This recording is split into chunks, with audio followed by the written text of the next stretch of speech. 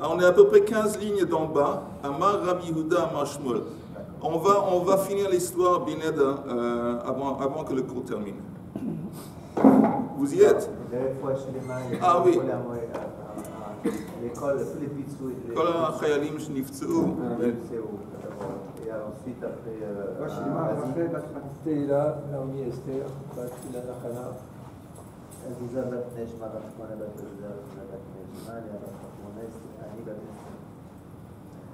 Et aussi ce cours est dédié le Refosh Lemo Mira de Raphaël Isha Eliyahu Ben Ronit et de Shalom Ben Idit et de Michal Batzion, ensemble avec tous les malades et les blessés. Il est là, voilà. Ok, on est à peu près 15 lignes dans le bas de la page à peu près. C'est même He Amud Aleph. Amar Rabbi Yehuda Amar Shmuel. Ein mukse le Rabbi Shimon. La Grogarot Vetsimukim Bilvad. Alors, on avait vu ça avant que pour Rabbi Shimon, ce qu'il propose, le seul mukse qu'il reconnaît, c'est un mukse qui est similaire aux figues et aux raisins qui sont secs. Ça veut dire quoi? On avait dit que quand ils les étalent au soleil, ils vont se sécher. Pendant le processus du sèchement, ils deviennent immangeables, ils ne sont pas aptes à être mangés. Et ça veut dire que quand il les étale, avant le Shabbat, avant Yom Tov, c'est comme s'il les repoussait, activement, il les repoussait de sa main. Ça, c'est le seul mot que reconnaît Rabbi Shimon. Mais on dit seulement des raisins et seulement des figues. Et la Gemara demande, Midi Achrina, l'eau, il n'y a rien d'autre qui serait inclus dans ça. Et pourtant, on a une braïte, Vahatanya. היה אוכל בתאנים והותיר והעלן נגג לעשות בהן גרוגרות בענבים והותיר והעלן נגג לעשות בהן צימוקין. Le type était en train de manger des figues et puis subitement il a décidé, ce qui lui restait, il a décidé de mettre ce qui restait sur le toit à sécher. Il était en train de manger des raisins, la même idée. Lo yochal il ne peut pas manger pendant le Shabbat de ses fruits tant qu'il n'a pas fait une hazmana la veille de Shabbat. Une fois qu'il les a étalés, muksa. Et la braïta continue. Vechenata omer be'afar sakin vechabushin ou be'sha'ar kol minei perot. Et la même chose s'appliquerait à d'autres fruits dont on parle ici, des abricots. Chabushin, je pense, c'est du kaki. Non. Non, c'est quoi? Non, sur le chabouchim, c'est pas des produits qu'on met comme des cornichons, tout ça pour. Non, ça c'est chamoutsim. Non, mais non, c'est pas chabouchim. Chabouch, comme du krouf. Je pense pas. En tout cas, chabouchim? Non, je pense pas. Non. Peut-être, mais quoi que ce soit, il inclut d'autres fruits. Avec chaque combiné perot. Alors, vous entendez, il y a un chidouche ici. Parce que ces autres fruits, quand on les étale au soleil ou à sécher, ils ne vont pas devenir, pendant le processus, ils ne vont pas devenir immangeables. Ils ne vont pas s'abîmer. Les seuls fruits qui s'abîment, mamache, quand ils sont en train de se sécher, c'est les figues et les raisins. Mais ici, on voit qu'on inclut d'autres fruits. C'est pas des coins? Pardon? Des coins. Oui, peut-être c'est des coins. Des coins. Il a fait. Alors, mais encore une fois, le chidouche, c'est que ces fruits, encore une fois, physiquement, pendant qu'ils sont en train de sécher, ils sont mangeables. Et néanmoins, c'est écrit que si le type veut les manger, il doit faire une azmana avant le Shabbat. Alors, la Gemara demande qui est l'auteur de cet enseignement? Mani. Il aime Rabbi Yehuda. Uma heich de l'odachia beyadaim itlei mukse. Si dans le cas de l'odachia beyadaim, dans le cas où il n'a pas repoussé les fruits, c'est-à-dire qu'il ne les a pas mis à sécher sur le toit, il n'a pas fait un acte pour, soi-disant, les repousser. Néanmoins, pour Rabbi Yehuda, s'il veut les manger, ils sont simplement entassés quelque part dans la grange ou quelque part dans un coin, ils sont entassés. Néanmoins, pour Rabbi Yehuda, ils sont muksa. Ça nécessite une azmana la veille. Az heicha de dachia bayadaim lo kol sheken. Donc, à plus forte raison, si lui-même activement il les a repoussés, à plus forte raison que ça demande, ça ne peut pas être Rabbi Yehuda. Donc, vous avez compris. Si c'était Rabbi Yehuda, c'est en plus. Parce que lui, il dit que ça nécessite une azmana, même sans qu'il les a repoussés. Encore une fois, c'est quoi repousser? Les étaler au soleil à sécher. Même sans. Hein? T'achètes des fruits, tu les poses, mais tu dis pas je peux les manger pendant Shabbat. Non, si tu les poses dans ta cuisine, c'est bon. Mais Dans la cuisine, ça va. Mais si tu les mets, encore une fois, ils sont dans la grange, ils sont dans la cour derrière, tu les as entassés simplement pour les préserver, mais pas pour subir un processus, quoi que ce soit. Tu les as entassés quelque part pour Rabbi Yehuda. C'est son mousse. Alors, ça s'appelle des fruits qui n'ont pas été repoussés. À plus forte raison, les fruits qui ont été repoussés, ça nécessite. Alors, ça ne peut pas être Rabbi Yehuda. Elle lave. Rabbi Shimon est. Donc, forcément, c'est qui l'auteur? C'est Rabbi Shimon. La Gemara, non. Elle dit non. Alors, si on dit que c'est Rabbi Shimon, entre parenthèses, c'est contre ce qu'on avait proposé au début. Parce qu'on avait proposé au début que pour Rabbi Shimon, Eino Muksa Ella, Simukim Ve'anavim Bilvad. Seulement le cas de raisin et de figue. Et ce qui est unique avec ces fruits, c'est que pendant le processus de sèchement, ils sont abîmés. Seulement ça, mais ici on voit dans la pratique qu'il y a d'autres fruits. Donc ça contredit ce qu'on avait dit si tu dis que c'est Rabbi Shimon. La Gemara dit le Olam, en fin de compte, Rabbi Yehuda. On retourne à l'idée que l'auteur c'est Rabbi Yehuda. Et on avait dit que c'est en plus cet enseignement si tu dis que c'est Rabbi Yehuda. Et la Gemara dit non, c'est pas en plus. Ve'ochel itztarich alei. Le chidouche, parce qu'il y a un chidouche, c'est qu'il était en train de manger. Il était en train de manger, puis après ce qui restait, il les a mis sur le toit. Comme il était en train de manger, j'aurais pu penser, Salka da'ata chamina, kevan de ka'achil va'azil, lo libaye hazmana, comme Ashmalan. On dit que non.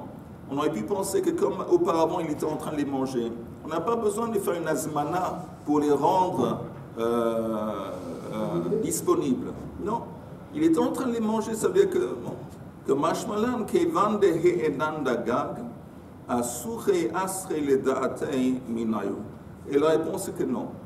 Même s'il était en train de les manger auparavant, le fait même de les avoir fait monter, étaler sur le toit, ça veut dire que, comme dans la Gemara dit, asure asre le da'atei. Il a retiré sa pensée de ses fruits. Il s'est mentalement disconnecté de ses fruits. Et donc, même si auparavant il était en train de manger, ça ne change rien. S'il veut les manger pendant le Shabbat, c'est seulement à condition qu'il a fait une azmana à la veille. Ok, c'est clair. Pardon, je prends un tissu, un tichou. un mouchoir en papier. Un mouchoir en papier. Tiens, Rab. Ah, j'ai. Il y a rien.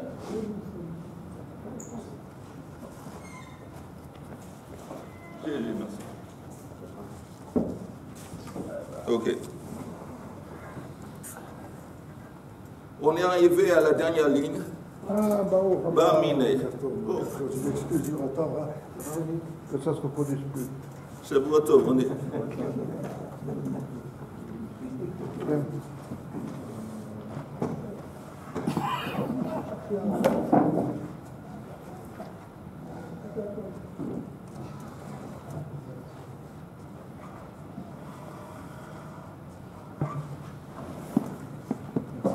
Alors ça veut dire que c'est la vie de Rabbi Shimon? Non.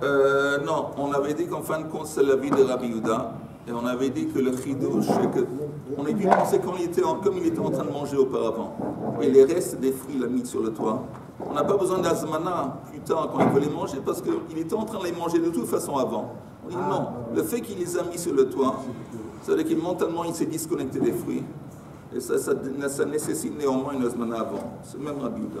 Bah, mine, on est René. Ah, les deux, et Rabbi Shimon aussi. Non, c'est pas Rabbi Shimon. Écoute, Chaim, je ne vais pas répéter parce que tu n'étais pas là. Même Hey, Amoud Aleph. Même Hey, Amoud Aleph, la dernière ligne en bas. Ba mine Rabbi Shimon, ba Rabbi Merabi. Bokotoveli, Shavuatov. On va attendre encore 2 secondes pour que les retardataires se préparent.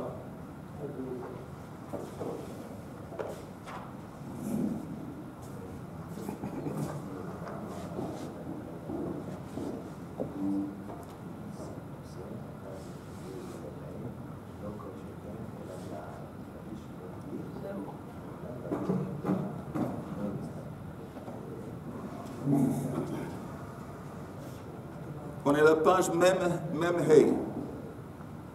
Amoud Aleph, la dernière ligne de la page. Ba'amine Rabbi Shimon bar Rabbi Merabi. Rabbi Shimon, le fils de Rabbi, a demandé à son père. Il a demandé à Rabbi, on tourne la page même Hey Amoud Bet, Patsilei Tmara. C'est quoi Patsilei Tmara? C'est un panier de roseaux dans lequel, un panier de roseaux dans lequel on a mis des tmarim, des dattes. Mûr. Alors justement, regardez le Rashi en haut de la page, Patsilei Tmara. Vous y êtes? Oui. Tmarim hanilkatim kodem bishulan.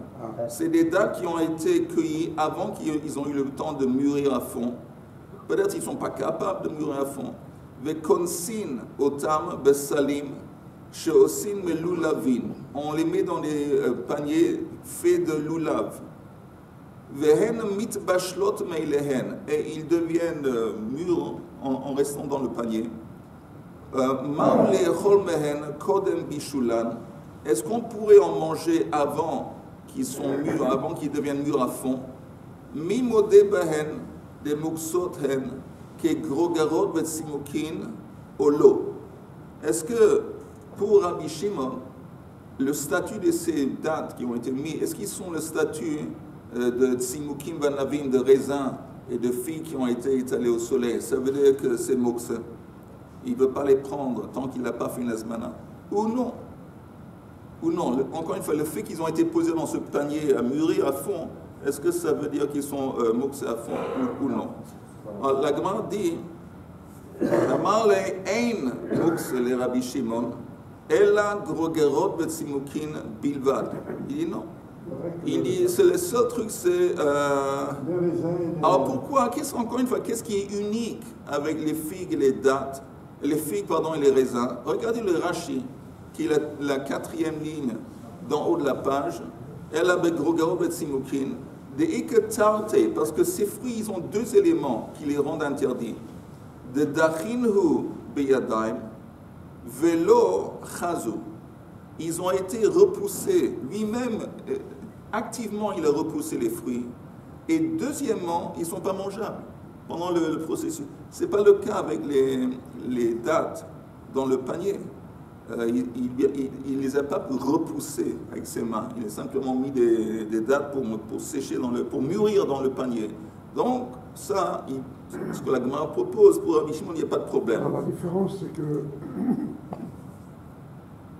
les raisins et les figues, avant qu'ils les mettent sur le toit, c'était comestible. Oui. Et pas les dattes qui n'ont jamais été comestibles. Tu as raison. Mais ça veut dire que... C'est en ce sens qu'il les a repoussés. Oui, il a fait. Que, en fin de compte, comme il était mangeable, utilisable auparavant, il a fait mort d'afilou. Alors la Gemara, vous entendez, cette question a été demandée de la part de Rabbi. Donc Rabbi dit, en parlant de Rabbi Shimon, c'est pas mukse. Seulement, pour Rabbi Shimon, c'est pas ça. Si Rabbi explique l'opinion de Rabbi Shimon, ça laisserait entendre que Rabbi, il est d'accord avec Rabbi Shimon, qu'il n'y a pas de mukse. Chutz me tzimukim grogerot ve tzimukim. Ça laisserait entendre que peut-être Rabbi, il a adopté la prise de position de Rabbi Shimon qu'il n'y a pas de mukse. Alors la Gemara dit, ve Rabbi, leit le mukse. Est-ce que pour Rabbi, vraiment, il n'y a pas de mukse comme Rabbi Shimon? Ve hatnan, et pourtant, il y a une Mishnah qui enseigne, ein mashkin ve shochatin et midbariot. Il y a, disons, des vaches, des moutons ou des vaches qui sont, on les appelle midbariot. C'est des vaches ou des moutons du désert ou des champs. C'est écrit, on ne peut pas les donner à boire ou les égorger. Qu'est-ce que c'est l'idée de les donner à boire? On les donnait à boire, l'eau qu'ils buvaient, ça les remplissait un petit peu et ça facilitait après la shrita d'enlever la peau.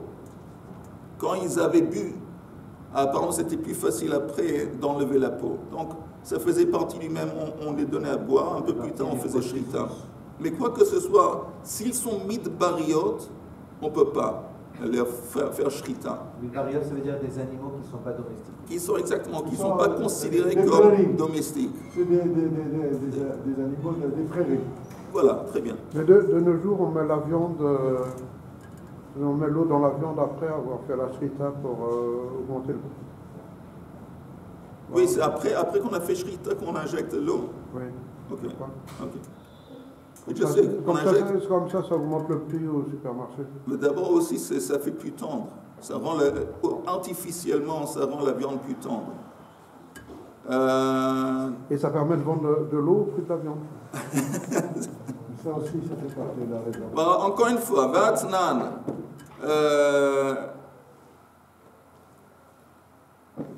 Moshe, Bokotov, Shabuatov. On est en même Hayamoud de Bet, la troisième ligne d'en haut. Vatnan, il y a une Mishnah qui dit Ein mashkin veshochatin et midbariot, aval mashkin veshochatin et baitot.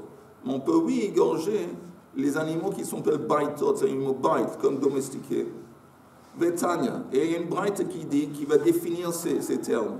Eiluhen midbariot, kol sheyotzot bepesach, venignasot berevia, les animaux, les troupeaux qui sortent le printemps, parce qu'à partir du printemps, apparemment, il y a de l'herbe dans les champs, ils quittent la ville le printemps, ils restent dans les prairies, dans les champs, et ils retournent seulement berevia. Revia, c'est le début de la saison des pluies, disons au Mar Hashvan. Alors là, ils retournent. Alors ça s'appelle des animaux qui ne sont pas, disons, domestiques. Baitot, c'est quoi la définition de baitot? Kol sheyotzot veroot chutz latrum. C'est des animaux qui s'éloignent de la ville pour pétrer dans les champs. Ils quittent la ferme, la ville, chutz latrum, vebaot velanot betoch atrum. Mais le soir, ils rentrent et ils dorment près de la ville. Ça, c'est baitot. Rabbi Omer, Eilu ve'eilu baitot. Il dit non, il conteste. Il dit même les animaux qui s'en vont Pessah et qui retournent Machashvan, c'est aussi baitot. Ve'eilu hen midbariot. Selon Rabbi, c'est quoi la définition d'animaux de la prairie qui sont moksés? Eilu hen midbariot, kol sheroot be'efa, ve'en nichnasot le'yishuv, lo b'yemot hachama, ve'lo b'yemot hakshamim. Rabbi dit que des animaux qui s'en vont et ils restent dans les champs, dans les prairies, tout le temps, ça, c'est midbariot. Mais des animaux qui s'en vont le printemps, ils retournent machashvan, selon Rabbi, c'est aussi baitot.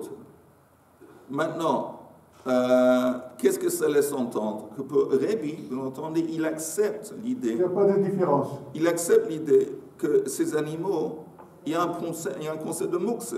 Des animaux qui s'en vont et qui restent dans la campagne toute l'année, ils sont mouks. Donc, qu'est-ce qu'on voit? Attends une seconde. On voit que pour Rabbi, il y a 8 mouks. C'est pour ça qu'on a apporté cette histoire. Nous, on a cru penser que Rabbi, il a adopté la prise de position de Rabbi Shimon qu'il n'y a pas de mouks. Dans cet entretien ici entre Rabbi et Chachamim, on voit que pour Rabbi, il y a mouks, parce qu'il dit, les animaux qui restent dans la campagne toute l'année, ils sont midbariot. Ça veut dire, tu ne veux pas faire shrita. Si tu en trouves un et tu ne veux pas faire entrer chez toi à la maison pour faire shrita, il est mouks. Donc on voit que oui, il ne tient pas mouks. Comme on explique, on donne tout. Il ne veut pas propriétaire, ces animaux là. Oui, mais la brioute.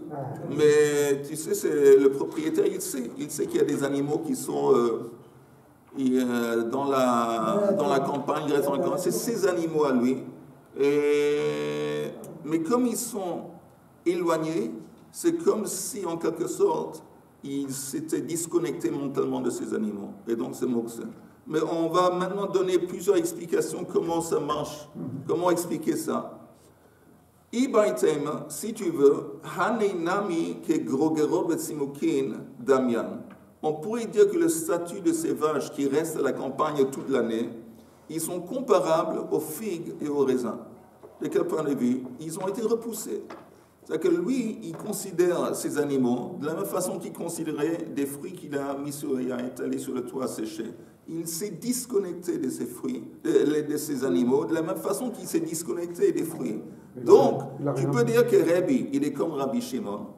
Et le même Rabbi Shimon serait d'accord que ce genre de scénario, d'animaux qui restent dans la campagne toute l'année, ils sont mouks, comme Tsimukim et Grogerob et Tsimukim. Il ne les a pas repoussés lui-même de sa main?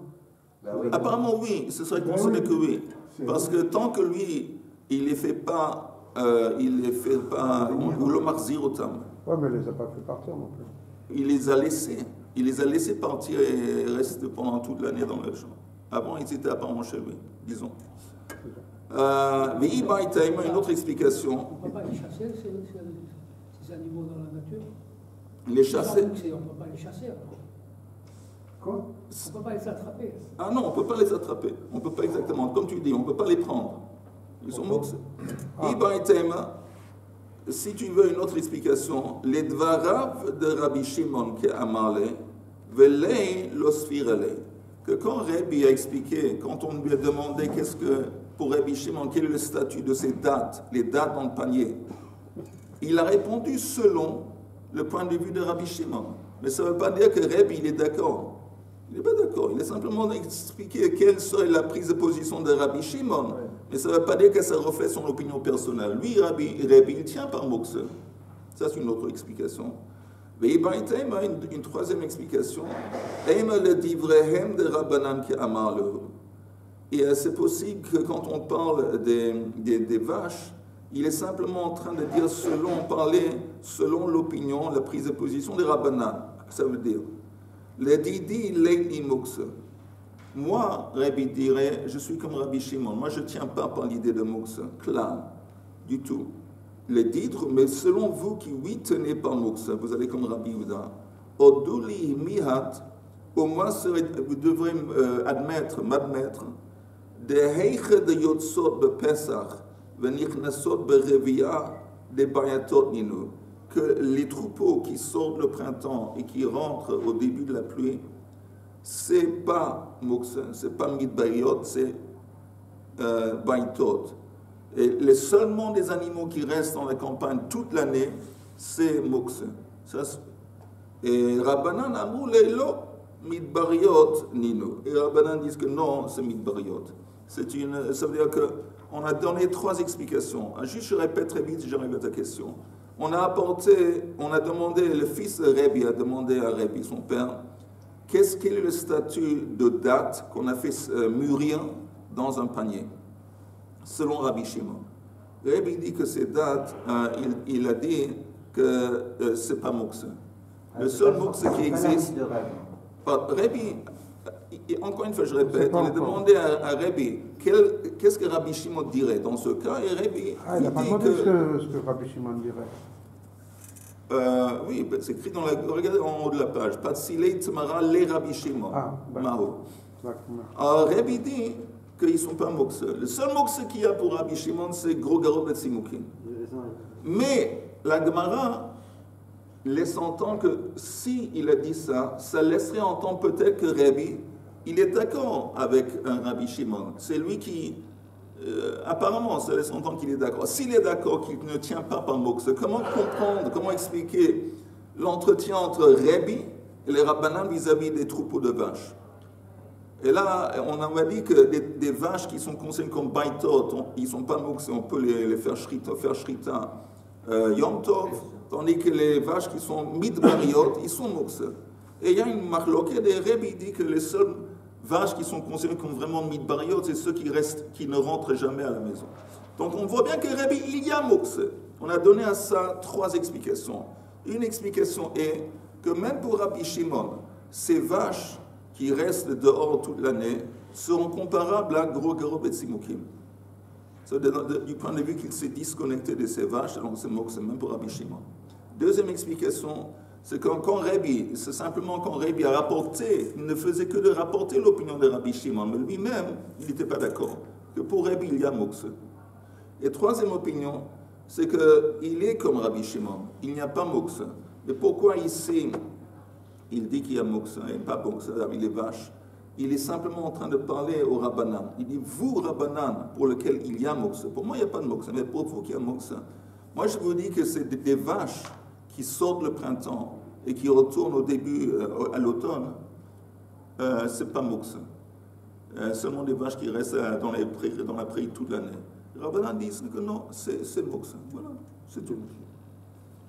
Les vaches, selon Rabbanan, qui sont midbariot, qui sont dehors le printemps et qui rentrent à l'automne, est-ce qu'elles sont aussi mouxées pendant l'hiver? C'est-à-dire où elles sont dans la maison comme les autres Non, l'hiver, il n'y a pas de problème. Parce qu'une fois qu'ils rentrent l'automne... Donc elles sont, en été, elles sont midbariot, oui. et c'est les mêmes vaches, elles sont beitot. Oui, exactement. Ouais, mais tout ça, pourquoi? Parce qu'on a la certitude qu'elles vont rester dans le champ, l'hiver sont fermées. Qu'est-ce que c'est quoi l'idée? Parce qu'on a vu qu'à chaque fois il fallait avoir. Non, il fallait voir la bête ou dire je vais prendre de ce troupeau-là. L'idée c'est simple. L'idée c'est simple que tu n'as pas en tête ces vaches qui ne sont pas dans ta tête. Tu n'as pas pensé qu'il y a une option que tu vas faire shrita. Pourquoi? Parce qu'ils sont loin, ils sont éloignés quelque part dans la campagne. Si elle vient migrer, je ne peux pas la prendre. Voilà. Oui, mais l'hiver, une fois qu'ils rentrent à la maison l'hiver à cause de la pluie, à cause du fait qu'il y a peu d'air, et il les met dans un enclos. Alors, dorénavant, dans l'enclos, il les a en tête. Oui, mais là, ils sont à portée de main. Elles sont bétillotes. Ils sont bétillotes, ils changent de statut. Alors, on ne peut pas dire. Alors, on dit quand une vache elle est bétillote, y compris celles qui sont dehors pendant l'été. Non, elles ont un statut comme si elles étaient bétillotes parce qu'elles sont près de la maison, elles restent près de la maison. Moi, j'ai compris comme ça, c'est pour ça que j'ai tort, mais que l'animal, entre Pessah et entre, disons, Machashvan, si le type il rencontre un de ces animaux, je ne sais pas, il s'est promené dans la il n'est pas dans son enclos. Est-ce qu'il n'est pas dans? Non, il est éloigné. Est-ce qu'il décide, bon, je vais le tirer, je vais le prendre à la maison, je vais faire shrita. Est-ce qu'il ne peut pas? Non, parce que c'est Moksa. Tandis que la même vache, quand elle va rentrer l'automne, il va mettre tout ce bétail dans un enclos à côté de la maison. Alors ça devient domestique. Alors ça veut dire que les vaches, pendant ils se sont, pendant quelques mois, ils sont partis. Ils sont boxés comme il est dit. Après, ils sont revenus comme si de rien n'était. Ni vu ni connu. Voilà. Oui, vas-y. Non, en fait, c'est pas lié à la vache, c'est lié à l'endroit. C'est lié, je vais te dire, c'est lié à la tête du propriétaire. Lié à comment lui conçoit les vaches. Si dans sa tête, il se déconnecte pas. Exactement. Tant qu'il s'est disconnecté, c'est Moksa. Et le moment qu'il ne se disconnecte pas, il sait qu'ils sont à portée. Non, mais s'il va les voir tous les jours dans forcément, par définition, il ne va pas les voir tous les jours. Ils sont éloignés, ils sont loin, ils sont éloignés. Il a d'autres choses à faire que d'aller promener, regarder ses vaches. Je ne sais pas. Mais ces vaches-là qui sont à l'extérieur, dont il s'est déconnecté, oui. C'est comme les pommes de Rabbi Yehuda. Ils sont dans l'entrepôt. Il s'est déconnecté. Alors, il y a deux façons de concevoir ça. Ou tu dis que la Gemara dit ils sont conseillés comme Guru Garovet Simukim, qu'il les a mentalement, le fait qu'il est où non, Guru Garovet Simukim, c'est pas mentalement. Il les a repoussés. Oui, c'est pas mentalement. Mentalement, c'est les pommes de Rabbi Yehuda. Qui étaient simplement entassées de quelque part dans la grange. Ça c'est mentalement. Et Rabbi Shimon, il dit non. Rabbi Shimon, c'est physique. Rabbi Shimon dit, encore une fois, Rabbi Shimon a besoin de deux choses. On a besoin qu'il les repousse directement, activement. Activement, oui. Activement. Et en plus, on a besoin que pendant la période de temps qu'ils ont été repoussés, c'est pas seulement un truc subjectif, que lui-même il s'est disconnecté, mais objectivement, les fruits ils sont pas accessibles parce qu'ils sont ouais, mais les pommes. Quoi, les Rabbi Yehuda, les pommes de Rabbi Yehuda qui sont dans tu parles de ça, c'est ce que a dit Shimon pour Rabbi Shimon. D'accord. Oui, mais les pommes de Rabbi Yehuda. Pour Rabbi Yehuda, il n'y a pas de problème, ils sont mangeables. Ils sont simplement, comme tu dis, il s'est disconnecté. Il est pas. C'est comme les animaux médpariotes. C'est que de connecter mentalement et elles sont comestibles aussi. Et c'est comme donc selon Rabbi Yehuda, ça devrait être interdit, et selon Rabbi Shimon, ça devrait être permis. Oui. Juste ce que je t'ai dit, qu'au commencement, la Gemara a proposé qu'on pourrait même concevoir que ces vaches comme sont Tsimukim et Korgarot. Rachid dit. Pardon, la Gemara dit. Ok. Rachid dit, Ibaïtaïma hane midbariot nami ke grogerot dame dachinu beyadayim veyesh torach leilech velaviam. Ça veut dire que le fait qu'ils sont éloignés et qu'on lui demande d'investir un effort pour aller les récupérer, alors le fait qu'ils sont éloignés, il les a laissés éloignés, c'est comme s'ils ont été repoussés. Oui, mais il faut deux conditions. Oui. Que ce ne soit pas comestible non plus. Nachon, tu as raison. Pourquoi ils ne sont pas comestibles? Non, normalement, les gens, ils ne mangent pas des vaches vivantes. Si. Il faut faire la cétane. Non, parce que, c'est parce que si les enfants ont une prairie, c'est parce que c'était le meilleur, et puis maintenant ils vont se nourrir une fois qu'ils sont à ce moment-là. Je pense qu'on n'a pas de choix. On n'a pas de choix que cette classe, on va devoir passer un stage de cowboy. On va devoir aller en Argentine, passer une semaine en Argentine, apprendre comment être des cowboys, comment s'occuper du bétail. Après, on va mieux comprendre cette sugia. On continue. Amar Rabba, Barba Chana, Amar Rabbi Yochanan. Vous y êtes?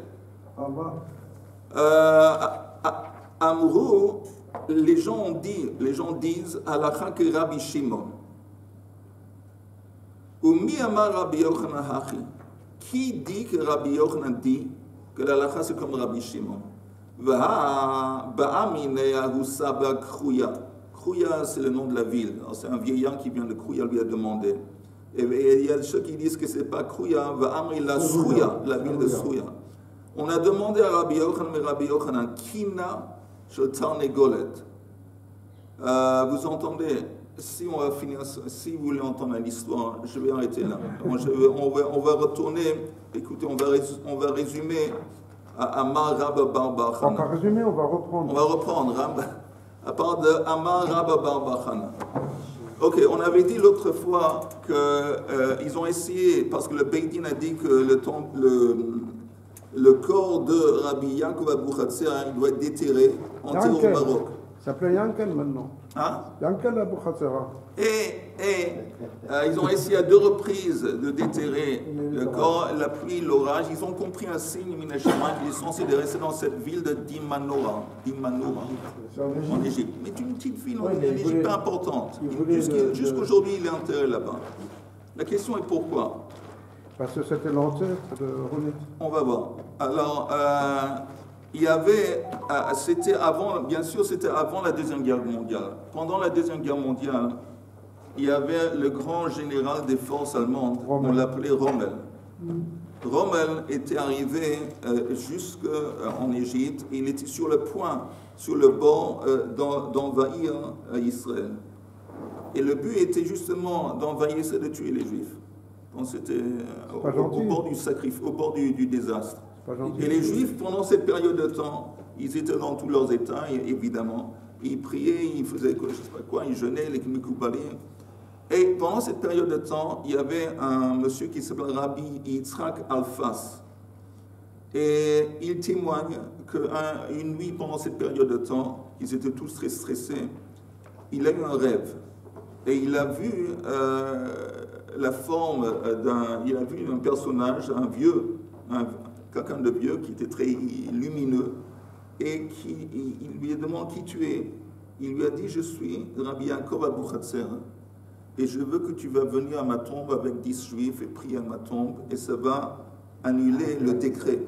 Ça va annuler le décret de Rommel et de tout ça. Alors, il a dit, bon, c'est difficile, c'est pas évident. Mais apparemment, à l'époque, on pouvait prendre un train de Yafo, je pense, jusqu'à Alexandria. Il a pris le train, descendu jusqu'à Alexandria, en Égypte, et il a dit aux autorités que je vais aller à Dimanoura. Les gens, on lui dit que tu ne peux pas, parce que c'est trop dangereux. Pourquoi c'est trop dangereux? Parce que c'était à côté du champ C'était un champ de bataille ils étaient sur le bord d'avoir une grande bataille. El Amarein, ça s'appelle. El Aimain. Machiloye. Voilà. Il y avait le commandant, un jeune, des Anglais, des forces britanniques, Montgomery. Maintenant, Rommel, jusqu'à ce moment, c'était une force, il n'a jamais subi une défaite.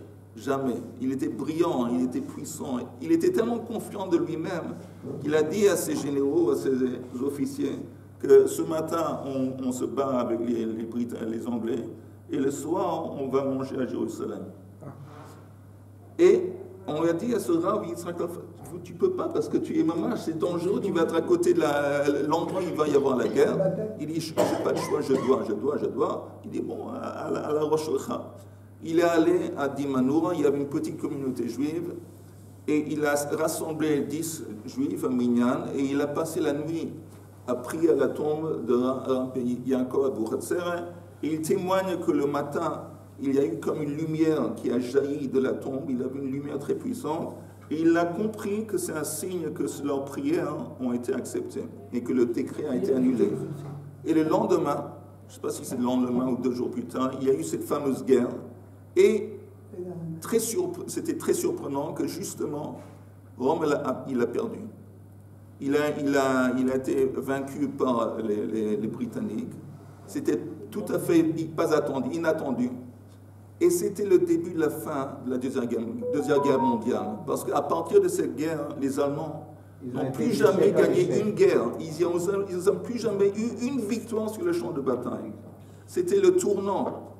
Et donc, ça veut dire en fin de compte, ça a raccourci la Deuxième Guerre mondiale. Ça a raccourci la Shoah. C'était vraiment un moment... Il a sauvé tous les Juifs qui étaient en Palestine. Et bien sûr, il a sauvé tous les Juifs en Palestine. Maintenant, juste pour vous dire que dans chaque génération, il y a 2 candidats pour être Mashiach. Il y a Mashiach ben David et Mashiach ben Yosef. Ça veut dire quoi un candidat? Qu'ils ont un shoresh. Mashiach ben Yosef et Mashiach ben David. Maintenant, quel est le but? Une des différences entre Mashiach ben Yosef et Mashiach ben David. Le but de Mashiach ben Yosef, c'est de vaincre les ennemis d'Israël. Ça, c'est le but de Mashiach ben Yosef, c'est de vaincre les ennemis d'Israël.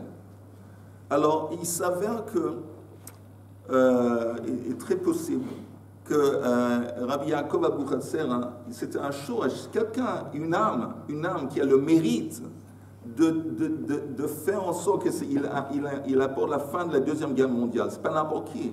Apparemment, c'est un type, apparemment, c'est un shoresh de Mashiach ben Yosef. Quand est-ce qu'ils ont prié, Rabbi Yitzhak Alfas? Quel jour c'était quand ils ont prié à la tombe? C'était Yud Aleph Mar Hashvan. Yud Aleph Mar Hashvan, c'était le Yotzai de Rachel Imen. Rachel, la mère de Yosef. Et maintenant, c'est écrit que il y a Yaakov, Beit Yaakov le Esh, le Beit Yosef le Leava. Que Yaakov va devenir du feu et Yosef va devenir une flamme qui va détruire les ennemis d'Israël. Pas encore, hein, pas encore. Et ça, c'est un. Deuxièmement, le tribunal de Nuremberg, le tribunal où on a jugé et puni les officiers haut placés des nazis, c'était quel jour? Quel jour c'était, Chaim? C'était Yud Aleph Machashvan, Nuremberg. Encore une fois. Donc on voit bizarrement, encore une fois, et entre parenthèses, Yud Aleph, ça c'est une curiosité, en parenthèse, c'est Yaakov Abu Hatzera, Yud Aleph. Mais quoi que ce soit, c'est Yud Aleph Machashvan. Ce qui est aussi très intéressant, bon, on voit que les Allemands, Amalek, la défaite était liée, en quelque sorte, avec Yud Aleph Machashvan, Rachel Imeinu, et Rabbi Yaakov Abu Hatzera, qui peut-être est le shoresh de Mashiach ben Yosef. Quel est l'ennemi d'Am Israël après, le grand ennemi après les Allemands? C'était qui, Shlomo et Chaim? C'est vous qui demandez l'histoire maintenant que je raconte, vous êtes en train de décider. C'était qui le grand ennemi d'Am Israël après les Allemands? C'était les communistes. Le communisme, c'était le grand fléau, le grand ennemi d'Am Israël. Tous les juifs en Russie, ils ne pouvaient pas pratiquer leur religion.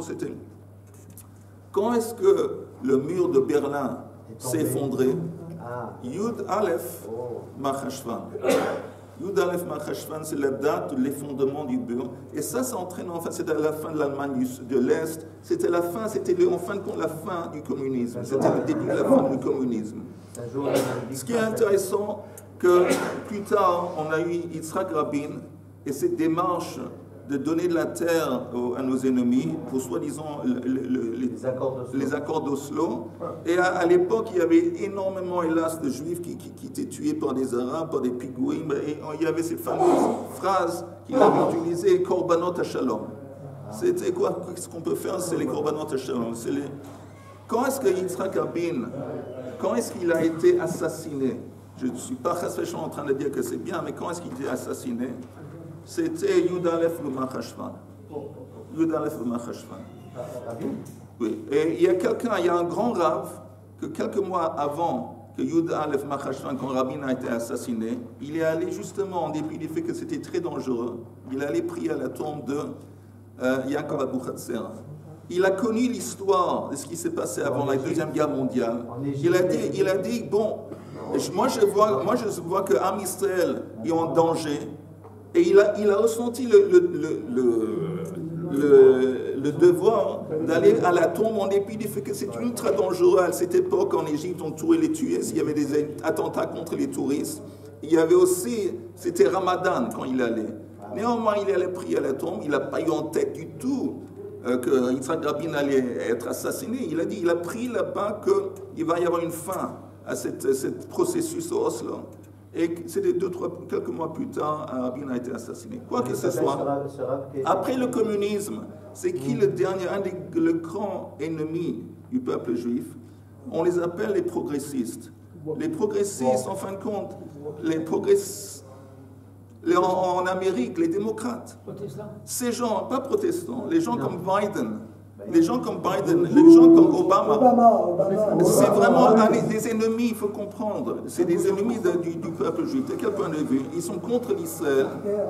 Et pas seulement ils sont contre Israël, mais toute cette idée qu'il n'y a aucune différence entre un homme et une femme, tout ça, il n'y a pas de Dieu, ils sont mamash, koach hara ba'olam. Ce qui est intéressant, et c'est pour ça que j'apporte ça, parce qu'il y a actuel. La semaine prochaine, le lundi, il va y avoir l'inauguration de Trump. Maintenant, Trump, c'est lui qui va briser. Quand le moment qu'il prend le pouvoir, c'est la brisure, c'est la cassure de cette force des progressistes. Trump. Alors lui, quand est-ce qu'il prend le pouvoir? Le 20 juin. Le 20 juin, c'est aussi... Le 20 janvier, pardon. Le 20 janvier, c'est aussi Chaf Tevet. Chaf Tevet, c'est le Yotzeit de Rabbi Yaakov Abuchatzera. C'est le Yotzeit de Rabbi Yaakov Abuchatzera. C'est simplement, c'est bizarre. Et tout ce que je vous dis que, bon, il y a un petit peu une salade entre Yud Aleph ben Marcheshvan et Rabbi Yaakov Abuchatzera. Mais on voit qu'il y a une espèce de lien entre ces deux dates et des dates où les méchants, les ennemis d'Israël sont brisés. Alors espérons et prions que c'est vrai, que le 20 juin à Chaf B'Tevet, dans le mérite de Yaakov Abuchatzera, ça va entraîner et ça va devenir le début de la fin de tous nos ennemis.